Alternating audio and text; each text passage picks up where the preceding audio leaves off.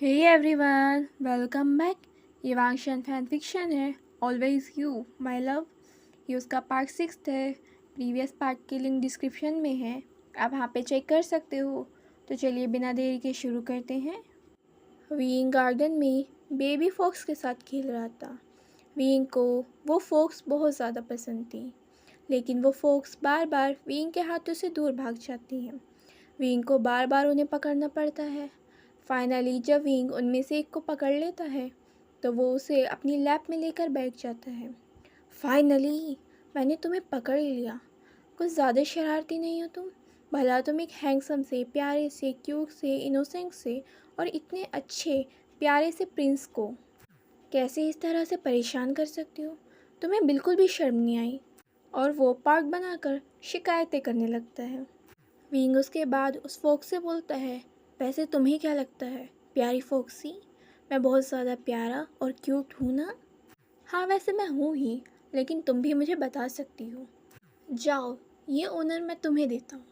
और उसके बाद वो खुद ही अपनी इन हरकतों पर हंसने लगता है कि वो ये सब क्या कर रहा है। वो फोक्स जिसकी अभी ह्यूमन फॉर्म नहीं थी, तो वो अभी बोल नहीं सकती थी। वो अभी एक नॉर्मल फोक्स है। इसीलिए वो फोक्स अपने फेस को विंग के फेस के पास ले आती है, अपनी नोज़ को हल्का सा उसकी नोज़ पर रब करती है। उसके बाद वो अपनी टंग को बाहर निकालती है और विंग के चिक्स पर लिक कर लेती है। विंग उससे दूर होते हुए हंसता है, हे ये क्या था? लेकिन वो फोक्स अगेन ऐसा ही करती है। विंग हंसता है और बोलता है, ऐसा ना हो कि तुम्हारे प्रिंस तुम्हें ही पनिश कर दें कि तुमने मेरे फेस को टच करने की कोशिश करी है। उसके बाद वो इसे सोचकर हंसने लगता है कि वैसे वांगची का फेस देखने लायक होगा अगर वो सिंपल एक फोक्स से भी जेलसी फील करेगा। उसके बाद विंग फोक्स के बैक को रब करने लगता है। वैसे तुम्हें पता है मेरी प्यारी फोक्सी, जब भी मैं इन बेबी फोक्स को देखता हूँ मुझे बहुत ज़्यादा खुशी मिलती है। पता है क्यों? क्योंकि ये मुझे याद दिलाते हैं कि मैं प्रिंस से कैसे मिला था। उसके बाद विंग अपने सामने एक पेड़ को देखता है। विंग सोचता है, जब वो बचपन में उस पेड़ पर चढ़ा था तो उसकी मुलाकात प्रिंस से हुई थी और उसे उसका प्यार मिल गया था। लेकिन अब क्या होगा अगर वो अब बाय चांस चढ़ जाए? विंग उस पेड़ पर चढ़ जाता है और चढ़ने के बाद सोचता है, वेट, उतरना तो आता ही नहीं, अगर मुझे खुद उतरना पड़ा तो? ये सोचकर वो मुंह बनाने लगता है, उफ, मेरे साथ ये सब क्यों होता है? विंग सोचता है, बैठो जब तक कि वांगची नहीं आता। उसके थोड़ी देर बाद वांगची वहाँ पर विंग से मिलने आया था। वांगची को पता था कि विंग कहाँ पर है, लेकिन उसे विंग वहाँ पर दिखाई नहीं देता। तभी उसे विंग की आवाज़ आती है जो कि चिल्लाता है, मैं यहाँ पर हूँ, मैं यहाँ पर हूँ। वांगची उधर की तरफ देखता है तो वो देखता है कि विंग तो पेड़ पर बैठा हुआ है। वांगची विंग के पास जाता है और विंग को देखता है। विंग नर्वसली स्माइल करता है। वांगची विंग से बोलता है, तुम वहाँ पर क्यों बैठे हो? विंग बोलता है, वो पता नहीं। वांगची पूछता है, क्या वहाँ पर कोई फोक्स थी? विंग बोलता है, नहीं। वांगची बोलता है, तो फिर तुम चढ़े क्यों? विंग नर्वसली बोलता है, पता नहीं। वांगची पहले विंग को देखता रहता है कि मानो वह उसे समझना चाहता हो। उसके बाद वांगची विंग से पूछता है, तुम्हें उतरना आता है? विंग बोलता है, नहीं। वांगची बोलता है, तो फिर उतरोगे कैसे? विंग बोलता है, पता नहीं। वांगची बोलता है, बिना सोचे समझे चढ़े थे क्या? विंग बोलता है, शायद यही। उसके बाद विंग बोलता है, प्रिंस आप मुझे वैसे ही पकड़ लेना जैसे कि आपने मुझे बचपन में पकड़ा था। विंग वांगची के रिस्पॉन्स का इंतज़ार भी नहीं करता और वांगची के ऊपर अचानक से जंप कर देता है। वांगची इससे पहले कुछ समझ पाता, इतने में ही विंग उसके ऊपर था। दोनों ज़मीन पर गिरते हैं। वांगची नीचे होता है, विंग वांगची के ऊपर गिरता है। जैसे ही विंग वांगची के ऊपर गिरता है उसकी नोज़ वांगची की ब्रॉड चेस्ट से टकरा जाती है और वो एकदम से चिल्लाता है, औच, किससे टकरा गया मैं? विंग जब अपने सर को ऊपर करके वांगची की तरफ देखता है उसकी आंखों में हल्के से आंसू आ चुके थे क्योंकि उसकी नोज़ पर काफ़ी एकदम से हिट हुआ था। विंग बोलता है, गगा आप बहुत ज़्यादा बुरे हो, आप मुझे बुली कर रहे हो। वांगची समझ नहीं पाता उसने कब विंग को बुली करा और विंग अपने प्यारे से सॉफ्ट हैंड से वांगची के सीने पर हिट करने लगता है। वांगशी को विंग के मारने से कोई फ़र्क नहीं पड़ रहा था, क्योंकि ऐसा लग रहा था वांगशी को कि मानो कोई बेबी बैठा हो और वो हिट कर रहा हो। लेकिन वांगशी फिर भी विंग के हाथ को पकड़ लेता है और उससे पूछता है, मैंने कब बुली करा? विंग बोलता है, करा तो है, आपने एक पहले मुझे पकड़ा भी नहीं। उसके बाद जब मैं आपके ऊपर गिरा तो मैं आपसे टकरा गया और मेरी नोज़ में चोट लग गई। ये गलती किसकी थी? किसने कहा था अपनी बॉडी को ऐसे करने के लिए? कौन से माइकल की बॉडी कर दी? उसके बाद वो अपनी नोज़ को रब करते हुए बोलता है, क्या मेरी नाक से खून निकल रहा है? मेरी नोज़ पर कोई इंजरी तो नहीं हुई ना? अगर इंजरी हो गई तो मेरा प्यारा सा फेस ख़राब हो जाएगा। अभी तो मेरी शादी भी नहीं हुई, फिर मुझसे शादी कौन करेगा?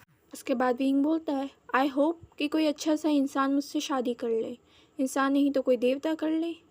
ये सुनते ही तो वांगची का माइंड ब्लैंक हो जाता है कि आखिर विंग बोल क्या रहा है, और क्या उसे बोलने से पहले पता भी है कि आखिर वो क्या बोले जा रहा है।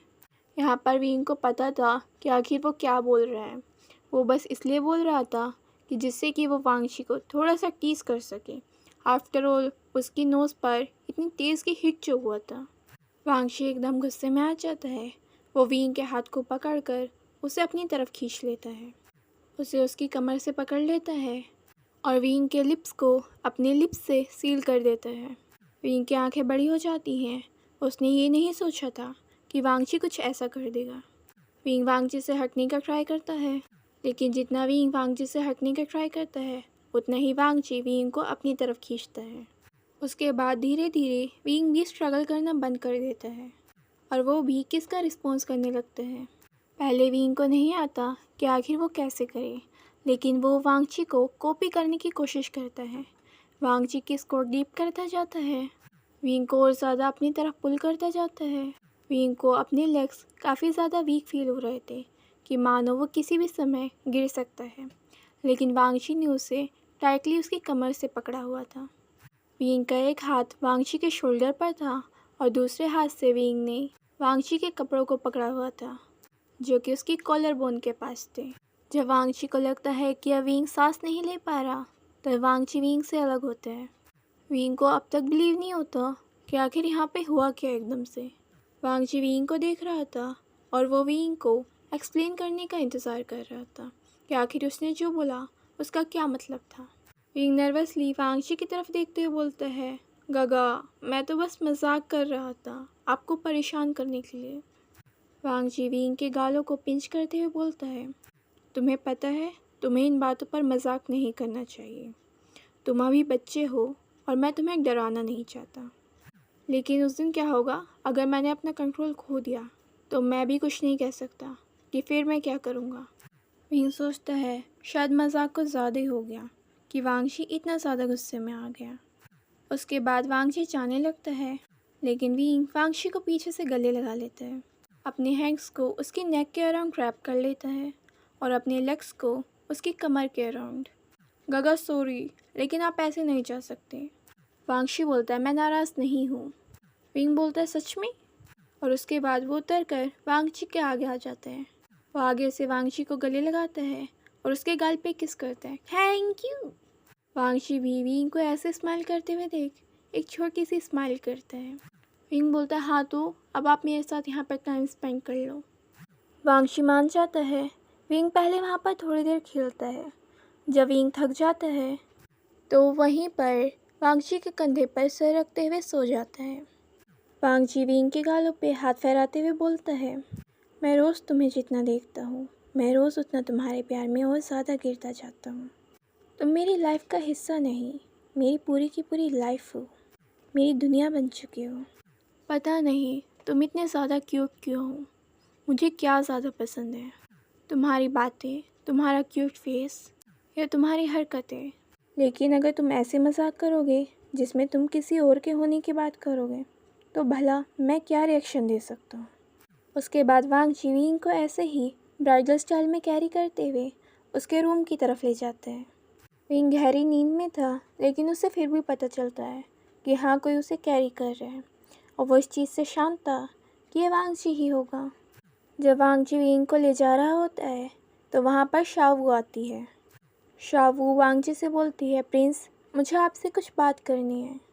वांगची पहले उसे देखता है शावू बोलती है, क्या हम अभी कुछ बात कर सकते हैं? वांगशी अपने सर को हिलाकर मना कर देता है। उसके बाद शावू की नज़र विंग पर जाती है। ये देखकर शावू का काफ़ी ज़्यादा बुरा लगता है कि वांगशी ने उससे बात करने को भी मना कर दिया, लेकिन उसने यहाँ पर उसे कैरी कर रखा है। वांगशी बोलता है, आपको जो कहना है, जो बातें करनी है, बाद में कर लेना। अभी मुझे विंग को उसके रूम में ले जाना है। और ये कहते ही वो वहाँ से चला जाता है। शावू उसी डायरेक्शन में देख रही होती है, अपनी मुट्ठी को टाइटली बंद करती है। उसकी आंखों में काफ़ी ज़्यादा गुस्सा आ गया था और उसके बाद वो वहाँ से चली जाती है। वांगजी विंग को उसके बैक पर लिटाता है, उसके गाल पे हाथ फहराता है और उसके फोरहेड पर किस करता है। वांगशी जाने ही वाला होता है कि विंग वांगशी के हाथ को पकड़ लेता है और वो उसके हाथ को काफ़ी ज़्यादा टाइटली पकड़ लेता है। वांगशी को याद आता है कि विंग की हैबिट है सोते समय कुछ न कुछ पकड़ के सोने की।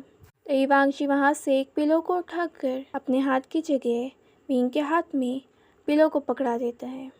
विंग अपने दोनों हाथों से उस पिलो को पकड़ लेता है।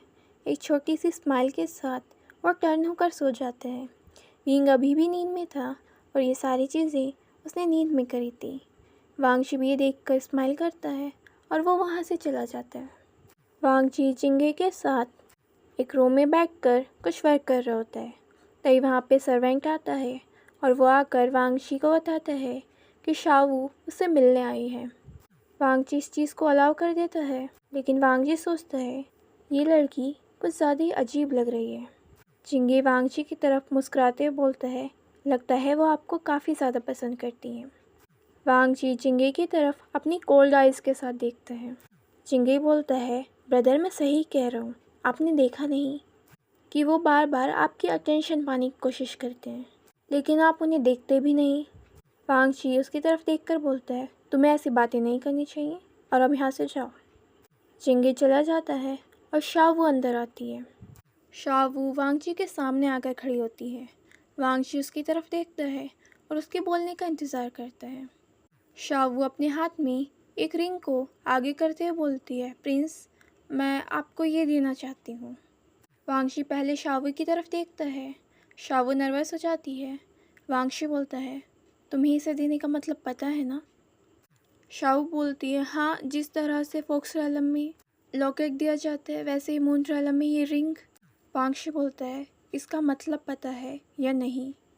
शावू बोलती है, हाँ। वांगशी बोलता है, सॉरी, लेकिन आप सिर्फ अपना समय बर्बाद कर रही हैं।